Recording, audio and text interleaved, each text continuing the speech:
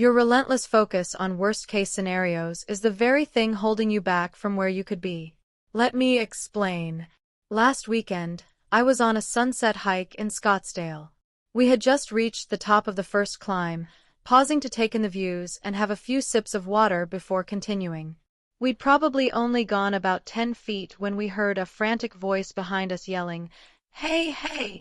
I stopped and turned, pointing to my chest. "Are you talking to us?" "Yeah," the woman gasped, completely out of breath. "It's almost sunset, and I saw a sign back in the parking lot." She was breathing so heavily she had to stop every few words. The sign said that at sunset they close the gate, and any car still in the lot will be locked in and won't be able to get out. She paused again to collect herself. "I was just wondering, do you know if this is true? Have you been here before?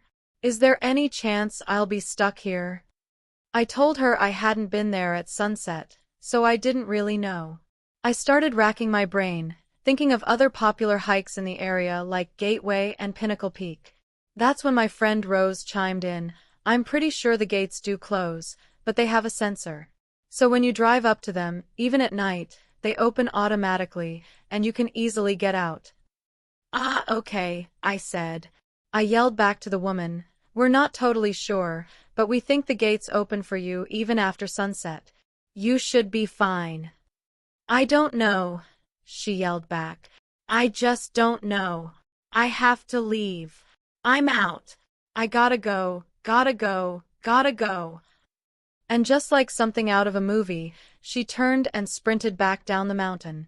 It gave me real White Rabbit from Alice in Wonderland vibes. We chuckled to ourselves. You never know what you're gonna come across out here, do you? We turned back around and carried on with our hike. The trap of worst-case scenarios. Now, it's important to note, I'm not making fun of that woman. And let me tell you why.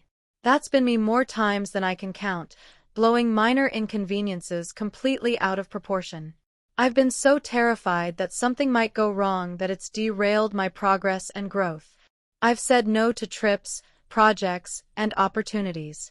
I've ignored the things my soul was pulling me toward. I've walked away from adventures, you name it, all because I was afraid a metaphorical gate might close somewhere along the way. Oh, the irony of refusing to move forward because you might someday get stuck. And then, you turn it into a full-blown thought experiment. Let's say this person was correct, and you go down after dark and the gate is locked. You'd have to call law enforcement to open it up. Inconvenient? Absolutely. For everyone involved, it wouldn't be ideal. But why is our first instinct to act like we'd starve to death at the trailhead? Our brains flash this image of us writing a goodbye letter with a scroll and a quill pen. "Dear loved ones," they close the gate. "Tell Michael he can have my signature John Mayer guitar." When you play it out, it's just sheer lunacy. The worst-case scenarios we create are almost always complete nonsense. Look, it's one thing to be reckless and careless. It's another to live your entire life in bubble wrap because you might trip and fall somewhere along the way. This is obviously about more than just that story. It's about the trap of leaving so much of life on the table because we constantly entertain all the things that could go wrong, forgetting two crucial things. 1, almost everything is solvable, and 2, and most importantly, what if everything works out? What if things go right? Why is that possibility so often left out of the equation? What if you leave that toxic relationship and, after a brief period of chaos and stagnation, things get better than they've ever been? What if you start the business and, while it's rocky at first, it completely changes your life, helping you to level up as a person while also putting you in a position to add value to the world you never could have in your old life? What if you decide to get fit, and sure, you feel like a fish out of water at the gym for the first month or two, but ultimately you transform mentally and physically in ways that leave you feeling different, more confident in every room you walk into? Why don't we think about the upside in these scenarios? When we finished that hike, it was one of the most beautiful things I'd ever experienced. The orange and purple sky, the path through the rocks that felt like something out of a Lord of the Rings movie, and the view from the top during Blue Hour. when the sky is still painted all those colors, but it's dark enough that the lights from the houses in the valley look almost animated, like a cartoon. The closest comparison we could come up with was the aesthetic from the movie The Polar Express. It almost didn't look real. Just imagine missing that because of something as trivial as a parking inconvenience. In the grand scheme of things, what's more meaningful? What's more important? What matters? Big picture, guys.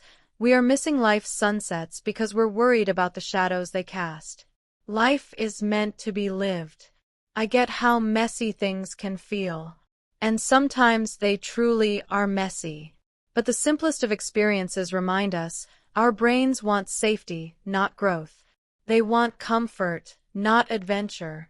They want to know, at the expense of ever diving into the unknown. Remember that the most important, valuable, memorable, and beautiful things you will do in your life are tied to some sort of risk or trade-off. I'm not telling you what's right or wrong for you. How could I? But from this room in Scottsdale, Arizona, I can remind you that most, if not the vast majority, of the things that don't go the way you want them to are reversible and solvable. Think really hard about the sunsets you say no to because of life's metaphorical gates. Often, that decision equates to giving up an entire world of possibility because you bow down to a single minor inconvenience. That's not you, and it's not why you're here. Don't chase the made-up ghost stories. Chase your sunsets. Oh, and just for the record, after the most beautiful hike of our lives, we drove up to the gate, it automatically opened for us, and we drove home. But you already knew that. The power of perspective. There's a quote attributed to Seneca that states, "No man is more unhappy than he who never faces adversity, for he is not permitted to prove himself." It suggests that we find meaning and recognition by pursuing difficult things. That's how we prove ourselves. But to whom? This is the same Seneca who famously stated that we suffer more in imagination than in reality, and he is most powerful who has power over himself. And that's one of the beautiful things about Stoicism. It forces us to ask a simple but often overlooked question: who is the real adversary here? What opposition are we really dealing with as we fight our battles? What is it that needs to be transformed? Is it the outside world or the way we view the outside world? What's truly holding us back? The circumstances or our own personal thoughts about the circumstances? I think this is where we misunderstand the challenges before us. I want to delve into this power of perspective to explain that we are the gatekeepers between ourselves and our ideal lives. Very often, we do a good job of ensuring that gate stays closed. We sabotage our own goals, dreams, and happiness while simultaneously pointing the finger at a million external factors. When we look at the difficulties of life, and there's no doubt that life can be very difficult, it's easy to see the world as a binary playing field, me versus the world. In fact, we often visualize the world as the enemy, pushing back against us as if its motives were counter to ours. But so many of these narratives, these stories, actually say nothing about the outside world. When we look deeper, it becomes apparent that they say a lot more about us. It's the one viewing who gets to decipher what a circumstance means. All narratives are reflections of the observer. The late motivational speaker Jim Rohn used to tell a story about two brothers who had an alcoholic, abusive father. They had a terrible childhood. As they each grew up and had families of their own, their paths diverged. One became abusive, while the other was kind, loving, and caring. When confronted about his behavior, the abusive brother said, "How can you blame me? Don't you see how I was raised?" But the kind brother stated, "Of course I'm like this. I could never put my family through what I went through as a child." Same circumstances, different lenses and interpretations, which led to different real-world results. The idea here is to emphasize how one of the most important abilities a human being possesses is the ability to interpret the world around him. I think of us as subjects navigating a world of objects that don't have meaning until we place it upon them. That's what humans do. We create narratives out of objects. And that often overlooked, seemingly insignificant ability places a lot of power in our hands. Very rarely is it what we see, it's what we think and what we do about what we see. The internal landscape. Do you ever hang out with people who just tend to be happy, upbeat, and full of positive energy? I have a really good friend like that, whose first inclination is always to find the positive. In moments where I've had to train myself to pause, take a second, sift through the emotion, uncover the value in a tough situation, and take a strategic step forward, I look over at him, and he's already there. He's been there for 3 minutes, having eliminated the negativity. It's his first instinct. He's the metaphorical kid hopping around in puddles, whistling at the top of his lungs, while everyone else is hiding from the rain. Then there are people who seem to always find the negative. It doesn't matter what the situation is. Happiness is fleeting, only to reveal the negativity that never seems to go away. They're the kind of person who, if they won the lottery, might immediately think, "Oh no, but what if I lose it all?" Both examples are people projecting themselves onto the world around them. The same way that smoke can fill and consume an entire room, it's not the room that's the culprit. Here's another example from Jim Rohn. He compared humans to oranges, which is probably not a comparison you've made recently. He said there's a consistency to an orange. It can only be filled with one thing. When you squeeze an orange, only orange juice comes out. Period. It will never be apple juice or grapefruit juice. It will only emit what it has inside, which is orange juice. And here's the connection. When life pressures us, challenges us, or metaphorically squeezes us, we only emit the emotions that are contained and available within us. If there is no jealousy in our thinking, we won't project jealousy out into the world. If there is no hatred within us, we will not project hatred onto others. Why is this powerful? Because it's one of the most important things you can do. Certainly one of the most important things I've learned to do is to take that finger-pointing blame at the outside world, slowly turn it around, and point it back at myself.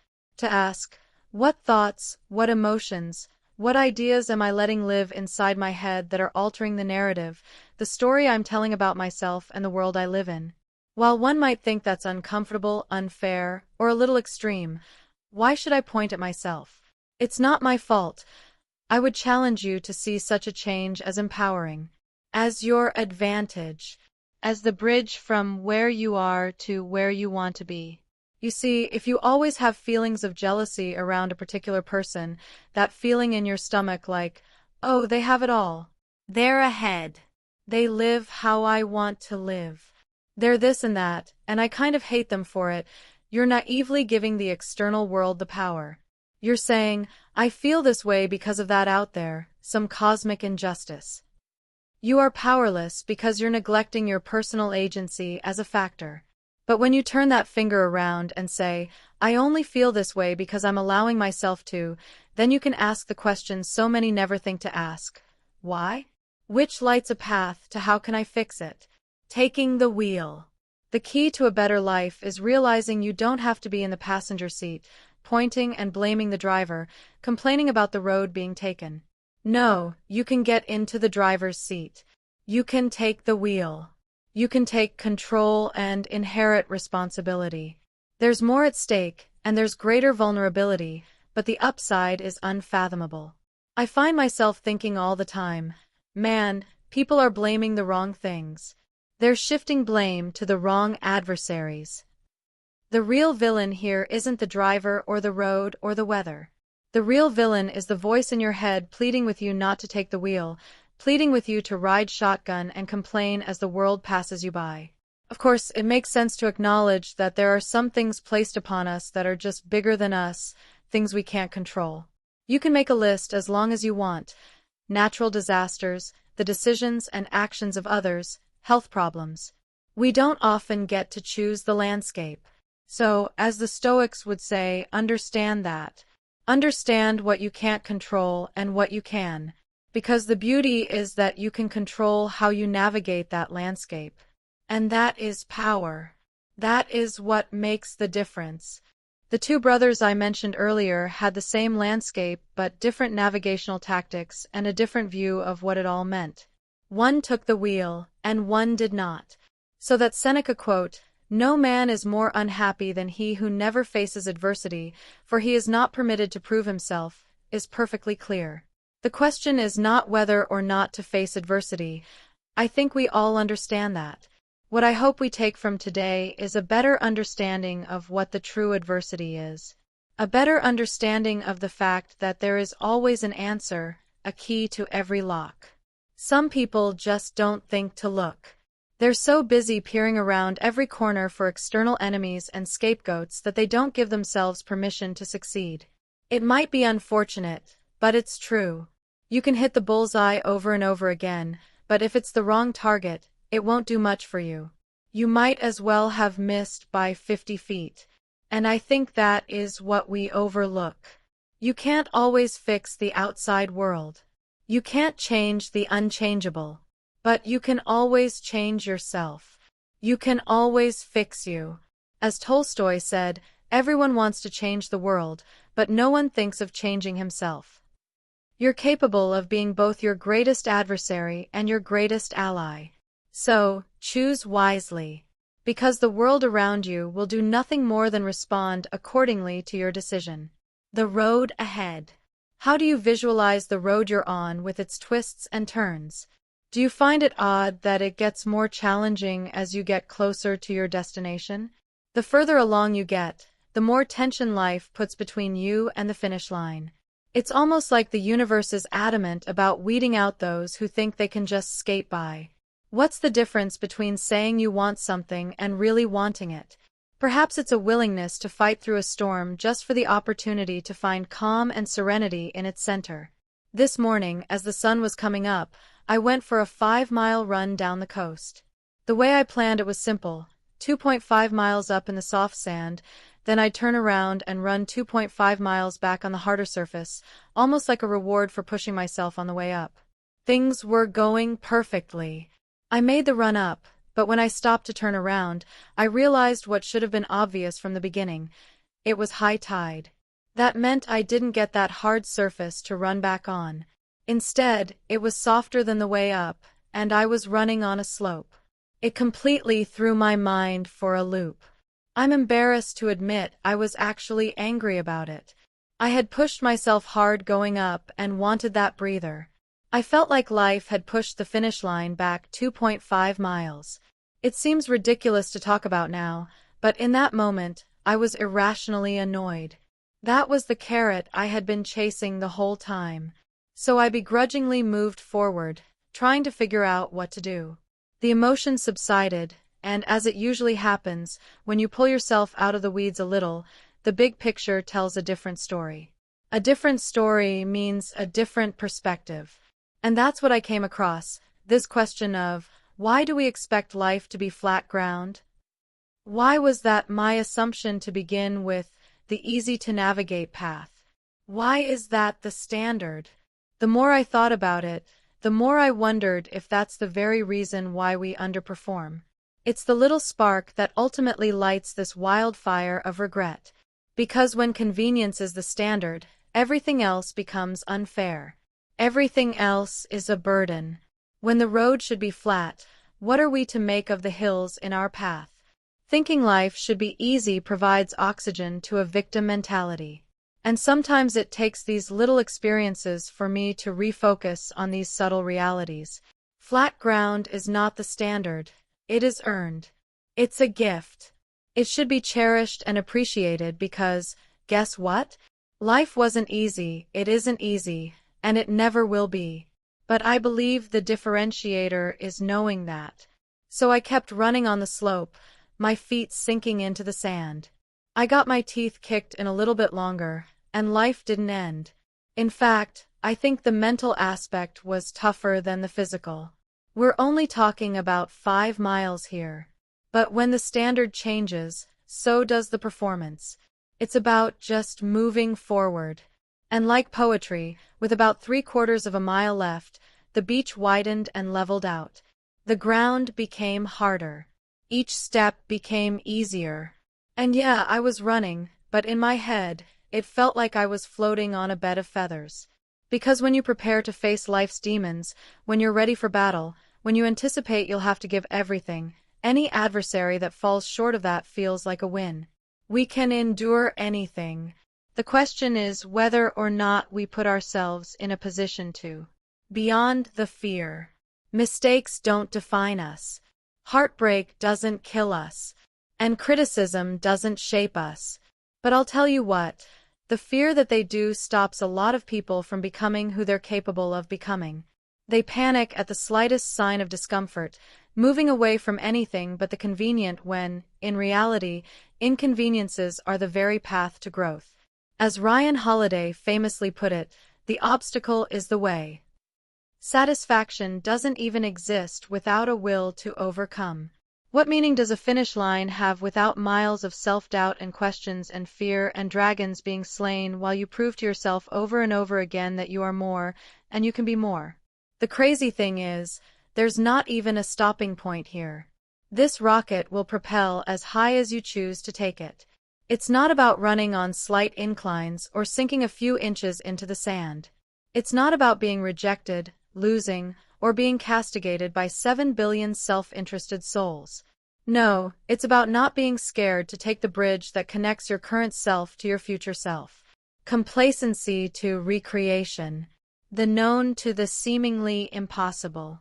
You're made of so much more than you give yourself credit for. You are so much stronger than you think you are.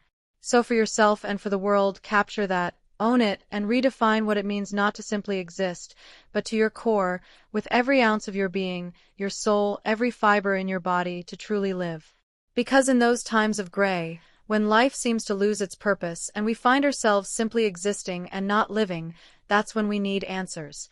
And I guess this quote jumped out at me because it prompted an equally important question: now what? I started thinking about a few years back, 2017. It was probably the most difficult year of my life. It was void of any of that beautiful nuance, those uplifting moments we like to remember. For me, it was an ended relationship, relocating away from family and friends, having only a few dollars in my bank account, everything I owned in a trailer, and starting over. The canvas of life. I found a quote the other day: "Time heals nothing unless you move along with it." I thought, well, that makes perfect sense. You can't pursue a new reality unless you can detach and depart from the current one. But that's in theory. My question was, is it the destination or the path that holds us back? Because in my experience, the greatest struggle in life isn't knowing what to do, it's knowing how to do it. How do we get there? We know we need to get back up, but how? How do we initiate a spark and create momentum and take that world of black and white and add color? What I'll never forget about that experience was that I saw it as colorless, bland, and dark. Essentially, the road ahead had lost that glimmer it once had. I used to get so much joy from telling stories, but life had kicked me around so hard that, at least for the moment, I forgot the point. What was my reason? I knew what I had to do, but I couldn't wrap my arms around the how. How do you get the train moving again? Then I got this email. I'm going to paint a picture for you. New apartment, trash everywhere, suitcases open. I hadn't shaved in 2 weeks. I was exhausted, couldn't sleep. Sitting there frustrated with my laptop. The email was from someone looking to create a documentary, asking if they could stay with me for 3 days to film a story about always maintaining discipline and living a productive life. And I just erupted into laughter. Seinfeld couldn't have written something more ironic. It made no sense, but it caused me to reflect. I obviously declined the video. It wouldn't have felt right or accurate in that moment. But I started to think, how is there such a gap between the old me and who I was sitting on that bed? Is this the new me? And if it's not, why have I allowed this imposter to stay so long? I've always said a life change is one decision away, a light switch away. You just have to reach out and find it. When you're going through times like this, life has a way of doing its best to conceal the beauty. It becomes this black and white painting, and it stays that way until you put color into it, one brushstroke at a time. Because life is intimidating when you see everything you're not, when the blank canvas feels like emptiness and not opportunity. But life doesn't require the whole picture. Masterpieces aren't made overnight. They're not instantaneous. They are a product of trust, of faith, not in the canvas or the brush, but in the artist. Through his eyes, he's capable of transforming his experience into art, his misfortune into meaning. Viktor Frankl uses the metaphor of a movie, with each day being its own scene. Often, they don't even come together until the very last act. Trust that, believe that. But, man, start painting. The very next morning, like every morning before it, I woke up to a yellow beam of light making its way through a crack in the blinds, painting the wall of an otherwise dimly lit room. But this time I saw it. This time, I didn't close the blinds. I opened my eyes. And sometimes, that alone is the little hinge that swings a big door, a door that I walk through. I saw the green of the palm trees, the beauty, the simplicity, and thought, how lucky am I to be where I am when I am. I saw a blue sky, a miracle in its own right that's not confined to story or narrative. And maybe I'm not either. The white of the sidewalk leading me to wherever I choose to go next. The red of my running shoes hitting the pavement. The gold of the sun bouncing off the buildings. The black of a cup of warm coffee as I soak in the day. And the teal chandelier that hangs over the horizon as the same sun that started it all retreats after a hard day's work. You see, you have everything you need. Life is not always perfect, but it is always what you make it. How things are is not how they should be or need to be, but how you've allowed them to be. And most importantly, black and white doesn't describe reality so much as it describes what's missing from reality. And my hope is to never conform to that sketch or outline that masquerades as truth, but to see beyond it. To find the strength, the courage, the self-belief to pick up the brush and live life in color.